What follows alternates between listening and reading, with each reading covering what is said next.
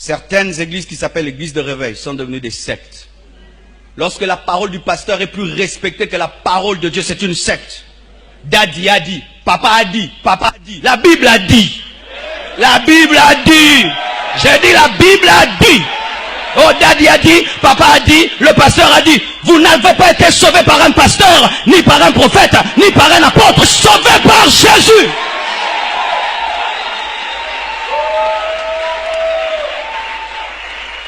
La parole de l'homme de Dieu est inférieure à la parole de celui qui l'a mandaté. Lorsque le mandaté prend la place du mandataire, j'aimerais vous dire que vous êtes dans une secte et vous êtes dans l'idolâtrie.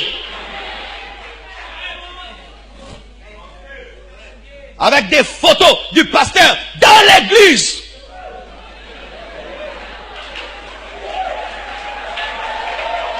Dans l'église. Qu'est-ce que la photo du pasteur vient faire dans l'église? Nous n'avons pas quitté nos maisons pour un homme. Nous avons quitté nos maisons pour Jésus. S'il y a une affiche, mettez-la dehors. Mais on met devant là une grosse photo du daddy. Adorez Jésus. Ne vénérez jamais un homme, sinon une secte. Et maintenant, même des photos de Jésus qu'on n'a jamais vues. Qui vous a dit que Jésus est un Suédois avec des yeux bleus? Des photos de Jésus. Est-ce qu'il y avait des photos, des appareils photographiques en son temps pour que vous ayez une photo de Jésus? Un Jésus barbu, très beau. Des cheveux noirs. D'autres y mettent des cheveux jaunes. Tout dépend du goût. Oui, parce que la photo de telle église est différente de la photo de l'autre, de l'autre, de l'autre. Et si tu cherches ça, tu trouves la photo sur Internet.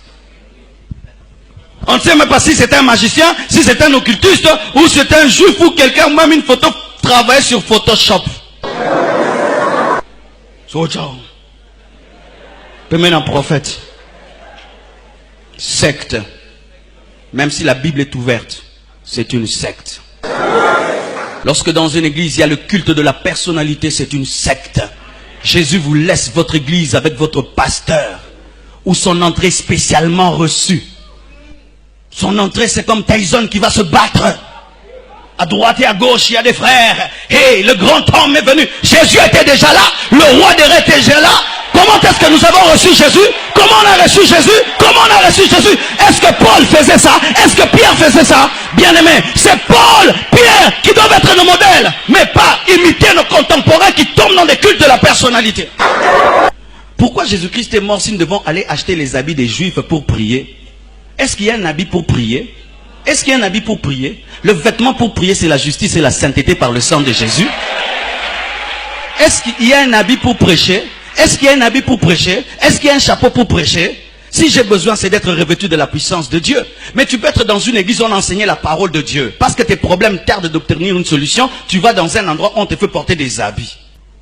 Pourquoi vous croyez facilement? Vérifiez la parole qu'on vous enseigne à la lumière de la Bible. Même si c'est un grand enseignant, si ce qu'il dit n'est pas écrit, tu as le droit de dire non. C'est ta vie. Je suis allé dans une conférence une fois, le prédicateur prêche des choses, je dis non, on en est bien moté. Et puis après on me dit, pasteur Marcelo, est-ce que tu peux prêcher ça là-bas? J'ai dit, na maîtrisant moté na yé bien moté, biloko na yé bioté en moté, na biloko na msusu ndebo singa na obetango. Pe ba benga nga suste. C'est mon droit de dire que biloko eza biloko sika, na yé bien moté. Une fois j'ai amené quelqu'un qui habitait chez moi, je l'amène quelque part dans un restaurant et je commande des trucs et je dis mange. Elle a refusé de manger la pizza. Pourquoi? C'était nouveau. Elle était habituée au foufou. C'était son droit. Ayo sanza. Ayo belaliboumou.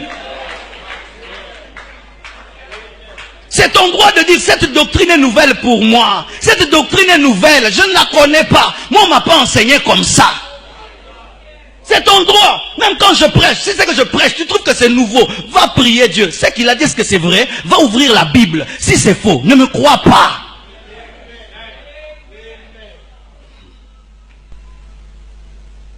Et les gens croient. Et vous savez pourquoi ils croient?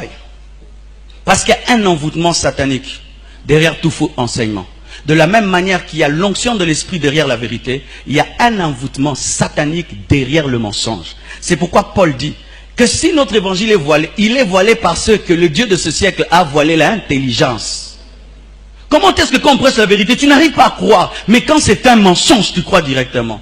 Un envoûtement. Et voici les proies faciles de l'erreur. Ceux qui aiment les miracles plus que Dieu.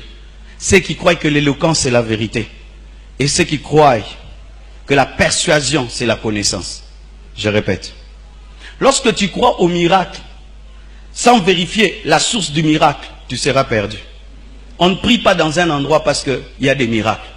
Je répète, on ne prie pas dans un endroit parce qu'il y a des miracles. Parce que Satan s'y fait des miracles.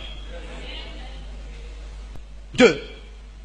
L'éloquence n'est pas la vérité.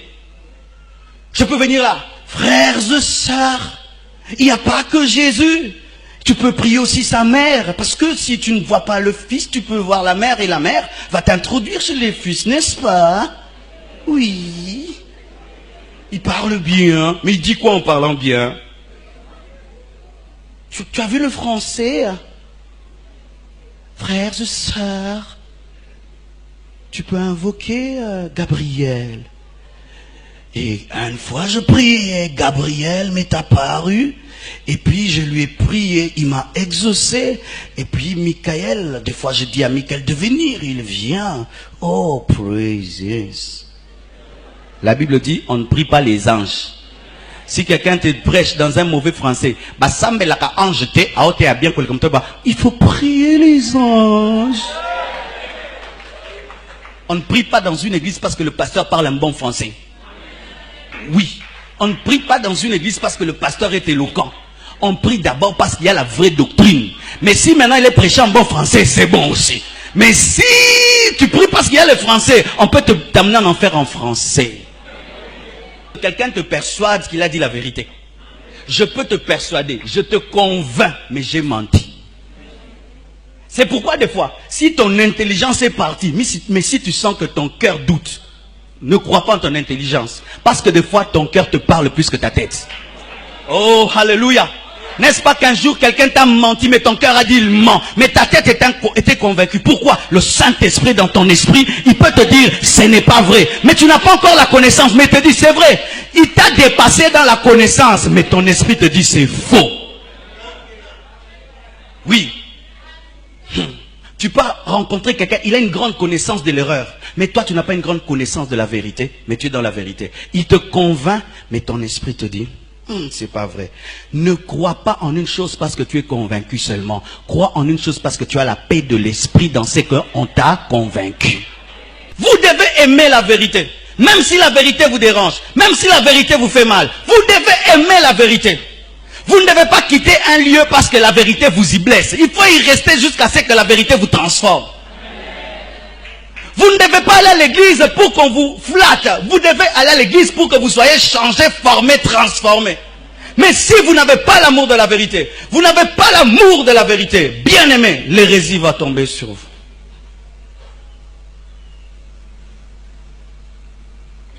Pendant que les hommes sont en train d'abandonner Dieu, en ce temps de la fin, et que le monde est dans l'étonnement, pourquoi ça? Dieu avait déjà tout dit. Mais il est possible d'être le reste de Dieu dans l'apostasie.